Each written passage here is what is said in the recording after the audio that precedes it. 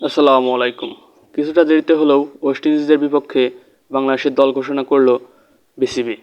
এদিকে আফগানিস্তানের কাছে ধুলাই খাওয়ার পর দেশে ফিরেছে বাংলাদেশ ক্রিকেটাররা। পাশাপাশি ওয়েস্ট ইন্ডিজও ইতিমধ্যে বাংলাদেশে পৌঁছে গেছে। প্রথম ওয়ানডে শনিবার 18 অক্টোবর থেকে শুরু হতে যাচ্ছে বাংলাদেশ বনাম ওয়েস্ট ইন্ডিজ মধ্যকার ম্যাচ। নতুন দলে একাধিক পরিবর্তন এনেছে বিসিবি বোর্ড। সেখানে ধারাবাহিক অফ ফর্মের কারণে বাদ পড়েছেন নাইম শেখের জায়গায় এসেছেন সৌম্য সরকার লাস্ট ওয়েস্ট ইন্ডিজ সিরিজেও তার পারফরমেন্স ভালো ছিল, সেই জন্যই তিনি বাংলাদেশ বোর্ডে ডাক পেয়েছেন। এদিকে মিডল অর্ডারের ব্যর্থতার কারণে এখানে উইকেট কিপার ব্যাটসম্যান মাহিদুল ইসলাম অঙ্কনকে নেওয়া হয়েছে। আর আফগানিস্তানের সাথে মাত্র এক ম্যাচ খেলেই নাহিদ রানাকে বাদ দিয়েছেন বাংলাদেশ বিসিবি বোর্ড। এদিকে তার চেয়েও খারাপ করে দলে টিকে আছেন হাসান মাহমুদ।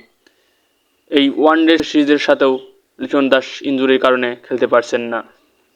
দেখে নেই আজকের বিসিবি বোর্ডের ঘোষিত নতুন ওয়ানডে দল। প্রথমেই one day series, Mehedi Hasan Miraz captain.